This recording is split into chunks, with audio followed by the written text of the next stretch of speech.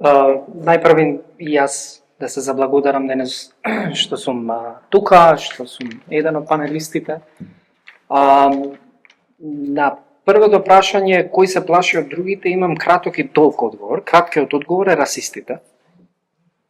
А долгиот одговор е сите оние кои што не знаат дека се, а всушност се.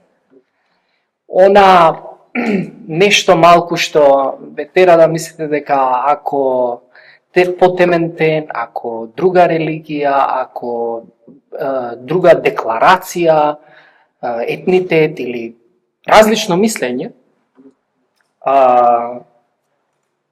се смета за погрешно, се смета за неприфатливо, се смета за нешто што не одговара во денешно време, тие се луѓето кои што се против другите. Другоста постои како термин, но како социјален феномен постои, верувам, од многу одамна. Другоста е нешто што постои кај, посебно постои кај другите. Зошто велам кај другите? Затоа што кога сте од другата страна, кога сте во малцинство по било кој основ, тоа можете да го почувствувате во своја кожа и тогаш разбирате што значи другост. Се она што е во мнозинство не може да знае, затоа што во прашање е чувство, искуства, за некого живот и така натаму. Јас, не знам, цел мој живот некако бев друг по секаков основ и по образование, затоа што благодарение на стипендии од Џорџ Сорос, учев во Јахја Кемал коледжот, поради серија други, како да речам, етикети, бев друг во мнозинските кругови. Секогаш бев, не знам, да речам на некој начин маргинализиран, затоа што тој некој што ме поддржал во било кој основ, не само поради образование, се сметал за друг во очите на мнозинството, се сметал за погрешен човек, за зол човек, за не знам како и да се етикетира.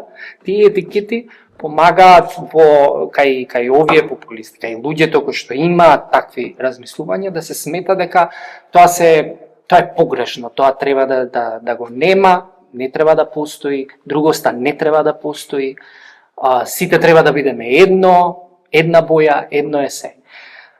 Од овој аспект, јас лично, не сум ни толку многу стар, ама 35 години, јас сум многу среќен што сум друг, затоа што тоа ми даде посебна супер моќ, би рекол, за да ги спознам таквите ситуации, да сватам што значи да бидеш друг во очите на мнозинството и целиот живот, да речам, упорно пробувам на наједноставен начин тоа да го објаснам на останатите, дека тоа не е ништо погрешно, тоа не е ништо страшно, тоа не е нешто што треба да се пазиме. Всушност, историски гледано, зборувам стриктно за ромите сега, историски гледано, зборот циган е дериватив од старогрчки збор, кој што значи афигони.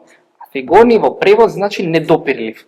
Значи, луѓето во 11-тиот век немале било каква интеракција со ромите дојденци во 11-тиот век, затоа што се сметале дека се недопирливи. Тоа е основна дефиниција за другост. Затоа што биле други, затоа што биле дојдени, затоа што серија други работи. Само сакам да се осврнам на еден дел кој што Алмира веќе го кажа. Вели, знаете, имаме настава на босански, имаме настава на турски. Јас сега баш по некоја случајност спроведувам една анализа за антициганизам и постоењето на антициганизмот во основно образование. И она што приметив е дека тоа постои во учебниците. И тоа што навистина е страшно од денешницата е што децата тоа го учат. Значи се уште постои не знам, ајде да не покажувам со прст, ама рандом четиво некое четиво во четврто оделение каде што Енис Ром чука на тапан, па тој не знаел како правилно треба да се чука, па тој не знае, па не знам, Оле го научила како треба тоа се нешта кои што ја опишуваат другоста.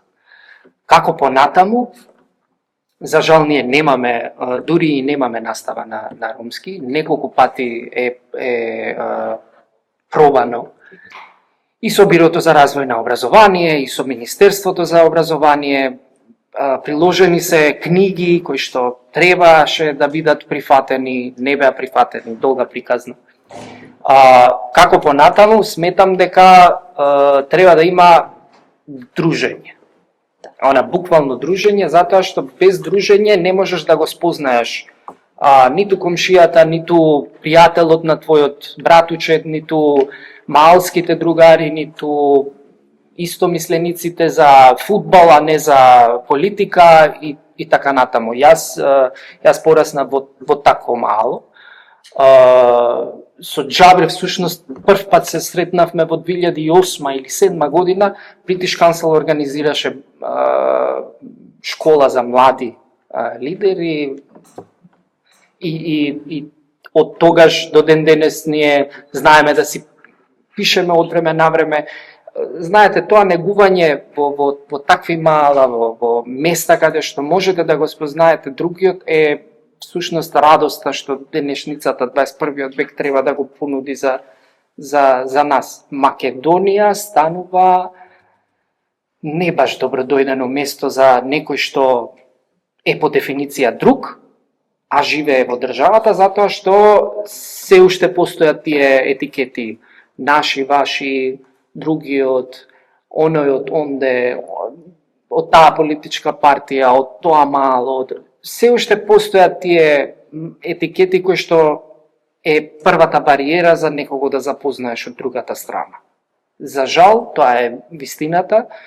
Јас верувам и останатите и сите други, ние пробуваме тие бариери да ги рушиме на едукативен, на некој, па дури и на забавен начин, да ги рушиме стереотипите кои што постојат, предрасудите кои што постојат, да ги рушиме тие наративи кои што се против нас, за да сватат дека Суат не бил крадец како што сите тоа го фамозно, сензационално тоа го прават по медиуми, по разни артикли, новини, портали, како и да е. Мораме прво да се отвориме сами себе, за да ги спознаеме другите, а потоа таа приказна знае да заврши фантастично.